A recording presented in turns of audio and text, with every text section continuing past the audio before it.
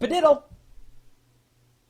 That's what I used to say when I was driving around with my friends, and we would see a car coming down the road, with only one headlight on. I mean, it was like a game, and you try to be the first person to identify that it was a padiddle, and then you hit the ceiling. And of course, if you misidentified a padiddle, like it was just a motorcycle, then you would lose a point. It was just like this ongoing, fun, silly game. And it was a word. I don't know where it came from. I remember being introduced to it by some of my friends, and then it spread throughout our entire small community as a word. And I know that other people here in the chat room at live.perillo.com were playing that game or knew what a padiddle was as well, because a few minutes ago I stated the definition of what it was, a padiddle, without saying the word padiddle, and at least 4 people in here said padiddle. They knew what it was. We had agreed upon this definition for a word. That is a word, whether it's in the dictionary or not. I mean, let's face it. If it's on Google and it's got a regular pattern of usage, for all intents and purposes, it's a word. But let's say you wanted to get an idea for a word out there to the general populace of the internet and have them vote up or down for your definition or your word. You might submit it to urbandictionary.com. It's kind of a fun thing to do. I mean, to browse that list and see, yeah, I actually use that word. Oh, wow, other people use this word? Or, hey, you know what? We need a word that describes the ability to multitask between various hardware and software, all, in the same vicinity of one's body. What would we call that balance of tech? Geequilibrium.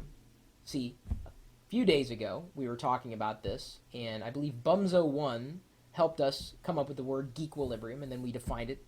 And from there, we're just now waiting for somebody, hopefully someone here at the chat room at live.perillo.com, to submit it to urbandictionary.com. Geequilibrium. That would be the word equilibrium with GE in front of it. Geequilibrium. The ability to multitask between various pieces of technology. Tech tasking. Tech multitasking. That kind of thing. It's your geequilibrium. Why not? And I maybe it's going to show my age again, but I grew up when I was much, much younger.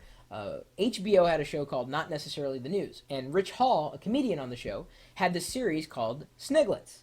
And these Sniglets would be either the writers on the show would create words and then definitions for those words, or they would take submissions, and then they later turned into like a book series, a humor book.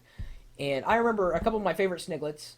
One of them was the word that would describe the cheese that sticks to the top of a pizza box as you open it up. You know what that's called? The cheese that sticks to the top of the pizza box as you open it up? That is a stalagbite. Stalagbite.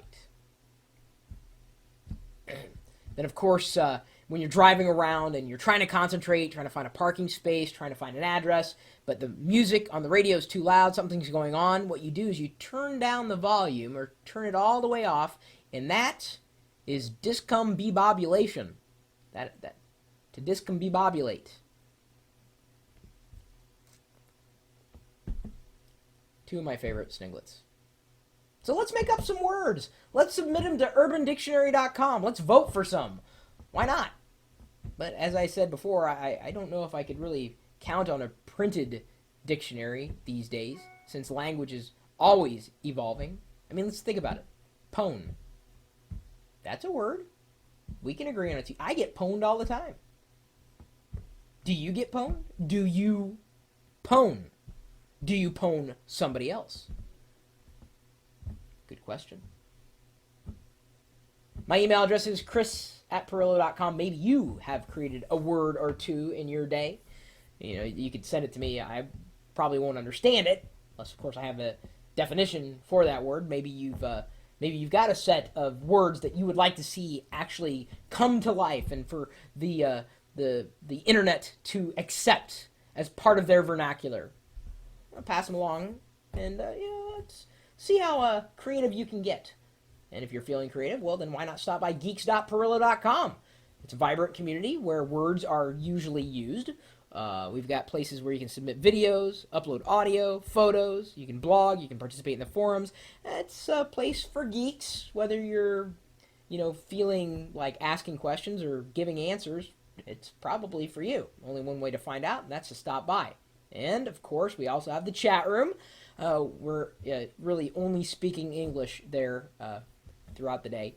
And we're open throughout the day and night. Since it's the internet, it's 24 hours a day, 7 days a week. In this chat room, with this live video feed, we're typically talking tech at live.pirillo.com.